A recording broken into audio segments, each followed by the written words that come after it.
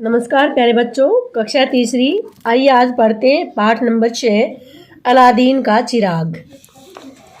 तो चलिए शुरू करते हैं। यह एक प्रसिद्ध कहानी है।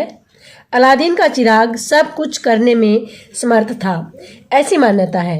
एक बूढ़ा व्यक्ति ठगी का सहारा लेकर इस जादू के चिराग को हड़प लेता है। अलादीन अपनी चतुराई से उसे पुनः पाने में कामयाब हो जाता है। अलादीन और शहजादी का जीवन सुखी हो जाता है। तो चलिए बच्चों कहानी पढ़ते हैं। अलादीन के चिराग के बारे में अनेक किस्से प्रचलित हैं। कहा जाता है कि इस चिराग यानी कि दीपक को रगड़ने से जिन्न प्रकट होता था और उससे मन चाहा काम कराया जा सकता था। आइए उसी अलादीन और उसके चिराग के बारे में जानें। अलादीन और उसकी माँ बहुत निर्धन थे। उनका गुजारा बड़ी कठिनाई से होता था। एक दिन वे खाने की चिंता में पड़े थे, तभी किसी ने उनके घर का दरवाज़ा खटखटाया। आवाज़ सुनकर दोनों चौंके, कहीं कोई अतिथि न हो।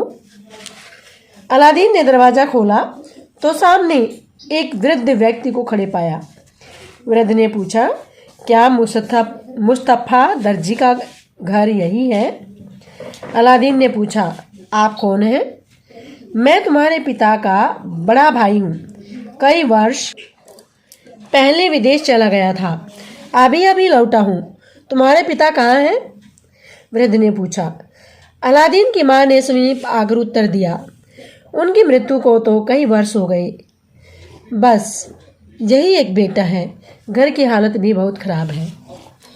वृद्ध ने कहा, अब चिंता की कोई बात नहीं बेटा अलादीन, यह लो पैसे और बाजार से कुछ खाने को ले आओ। उस रात सबने भर पेट खाया, इनके पेट भर करके खाना खाया। रात को सोने से पहले बातचीत में मुस्तफ़ा के भाई ने बताया कि मैं पर्याप्त धन कमाकर लाया हूँ, पर्याप्त मीन ज़्यादा। अब मैं आपके साथ ही रहूँगा। हाँ, कल मैं प्रातः अलादीन को किसी काम से बाहर ले जाऊंगा, शाम तक लौट आएंगे। वास्तव में वह वृद्ध मुस्तफ़ा का भाई न था, वह एक जादूगर था। प्रातःकाल होने पर वह अलादीन को लेकर एक जंगल में पहुंचा। वहाँ एक गुफा थी, उसका मुंह एक भारी पत्थर से बंद था। दोनों ने मिलकर पत्थर को हटाया। वृद्ध ने भीतर का रास्ता दिखाते हुए कहा, सीधे अंदर चले जाओ, वहाँ एक दीपक पड़ा होगा, उसे उठा लाना। अलादीन गुफा के भीतर चला गया। भीतर एक कोठरी थी।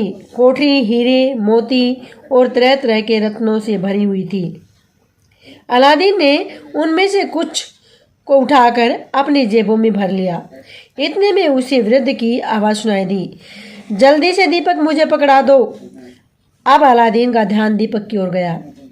कहीं वहीं कोने में एक पुराना दीपक पड़ा था, जिस पर धूल जमी हुई थी। अलादीन ने दीपक उठाया और गुफा के द्वार पर पहुंचा। मेरा हाथ पकड़कर मुझे ऊपर खींच लीजिए, वह बोला। पहले दीपक मुझे पकड़ा दो, वृद्ध ने कहा। अलादीन ने उसे दीपक नहीं पकड़ाया। जादूगर क्रोधित होकर बोला, अच्छा तो फिर यहीं रहो। यह कहकर उसने गुफा के मुंह पर भारी पत्थर रख दिया और वहां से चला गया। अलादीन बहुत चिल्लाया। वह थककर जमीन पर बैठ गया। उसके हाथ में दीपक था। दीपक में किसी तरह रगड़ लग गई। एक जिन सामने प्रकट हो गया। जिन बोला, मालिक बोलिए, मेरे लिए क्या हुक्म है? अलादीन ने कांपते स्वर में पूछा, तुम कौन हो? जिन ने उत्तर दिया, मैं इस दीपक यानी कि चिराग का सेवक हूँ। जिसके पास यह दीपक रहता है वही मेरा आका यानी कि स्वामी, मेरा मालिक होता है। अब अलादीन की जान में जान आई। जान में जान आना, राहत मिलना। वह बोला, मुझे मेरे घर पहुंचा दो। जिन ने पलक झपकते ही अलादीन को उसके घर पहुंचा दिया। अलादीन ने जिन से कहकर एक बहुत बड़ा महल बनवाया और उसमें अपनी माँ के साथ सुख से रहने लगा। एक दिन अलादीन ने वहाँ के बादशाह की बेटी को देखा, जो बहुत सुंदर थी। उसने उससे विवाह करने की बात सोची। बादशाह ने उसकी अपार धन दौलत की बात सुनकर अपनी बेटी का विवाह उसके साथ कर दिया। दोनों पति पत्नी सुख से रहने लगे। एक दिन अलादीन किसी काम से बाहर गया हुआ था। पीछे से गली में एक आवाज़ सुनाई पड़ी, पुराने दीपक के बदले में नया दीपक ले लो। अलादीन की पत्नी ने सुना तो उसे अपने पुराने दीपक का ध्यान आया। उसने वृद्ध को अपना पुराना दीपक देकर नया दीपक ले लिया। वह जैसे ही पीछे मुड़ी, सारा महल हिलने लगा और पलक झपकते ही शहजादी समेत महल उड़ गया। अलादीन वापस आया तो शहजादी और महल को न पाकर व्याकुल यानी कि दुखी हो गया। उसे दीपक बेचने वाले के बारे में पता चला। उसने बूढ़े और शहजादी को ढूंढ निकाला। बूढ़ा एक क्षण के लिए भी दीपक को नहीं छोड़ता था। अलादीन भेष बदलकर महल में घुस गया। शहजादी उसको देखकर बहुत प्रसन्न हुई। एक रात शहजादी ने बूढ़े को सोते देखा तो झट से दीपक निकालकर अलादीन को पकड़ा दिया। अलादीन ने शीघ्रता से दीपक को रगड़ा तो जिन प्रकट हो गया। अलादीन ने उससे कहा, शहजादी समेत मुझे मेरे देश ले चलो। जिन उन्हें लेकर चल पड़ा। बूढ़ा जादूगर चिल्लाता रह गया, पकड़ो पकड़ो। वह वहीं गिर पड़ा।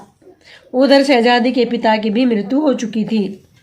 उस देश का राज्य भी अलादीन को मिल गया। अब अलादीन और शहजादी प्रसन्नतापूर्वक अपना जीवन व्यतीत करने लगे। तो प्यारे बच्चों, आपको यह कहानी कैसी लगी? इस वीडियो की सहायता से इसको 2 बार सुने और आगे प्रश्नों के लिए तैयारी करें। धन्यवाद। आपका दिन मंगलमय हो।